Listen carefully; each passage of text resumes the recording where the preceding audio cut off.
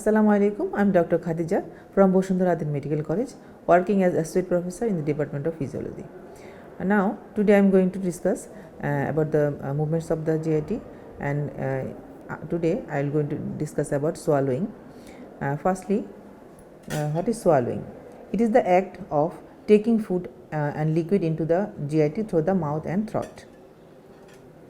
It is a complicated process because the pharynx used for both respiration and deglutition, and it can be divided into following two stages, that is firstly voluntary stage or buccal stage, and involuntary stage.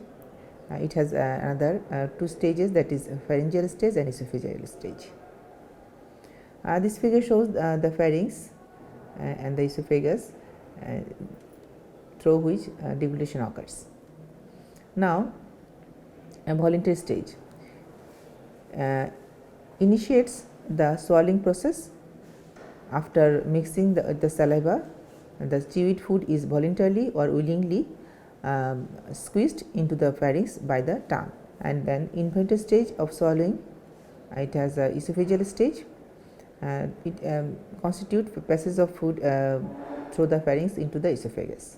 You can see in this figure that how the food bolus is voluntarily squeezed to the pharynx through the pharynx to the esophagus. Now I am going to discuss about the process, how the pharyngeal stage occurs.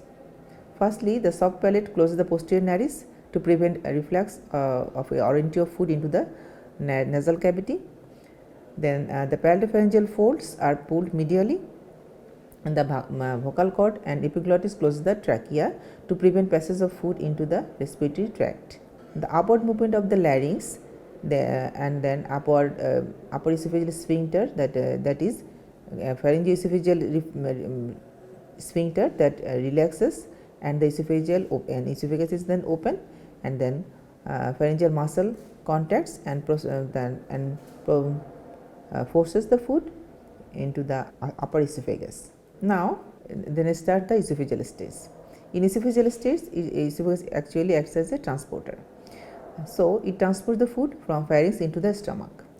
Now, students, swallowing has effect on respiration, because during swallowing you cannot breathe. That means during swallowing we have temporary apnea. That means swallowing and respiration does not simultaneously occur. That is, there is when we swallow, the swallowing center especially is inhibited by the respiratory center. Swallowing center especially inhibits the respiratory center of the medulla during this time. Now we are going to discuss about the esophagus, the movements. Esophagus has mainly one types of movement, that is peristalsis, and peristalsis has two types of peristalsis occurs here, that is primary peristalsis and the secondary peristalsis.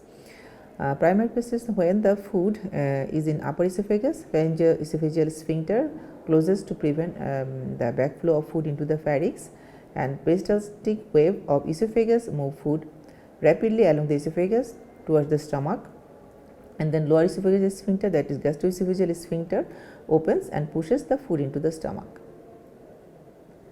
Primary peristalsis, that is a continuation of peristaltic wave that begins in the pharynx and spreads into the esophagus during the pharyngeal stage of swallowing.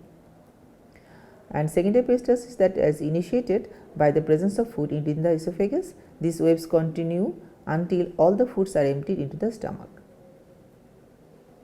Now there are some abnormality in here, that is if there is any abnormality in lower esophageal sphincter, there are some clinical conditions, that is achalasia. It is the failure of relaxation of the lower esophageal sphincter, that is if the lower esophageal sphincter does not open, and there is that is causes accumulation of food into the lower part of the esophagus and dilation of the esophagus.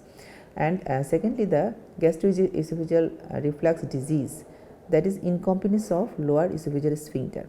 In that case, stomach content can reflux to the esophagus when the stomach movement occurs.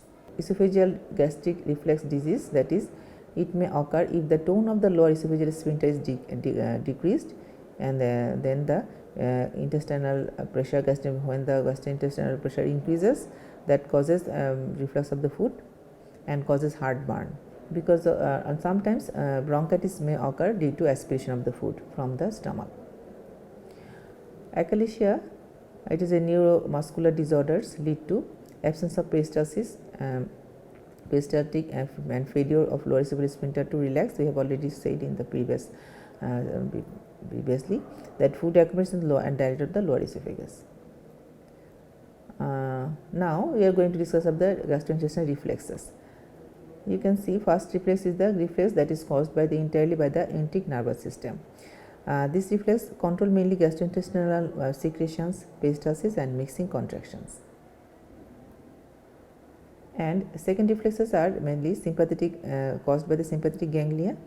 These are the gastrocolic reflex, enterogastric reflex and the colonoileal reflex.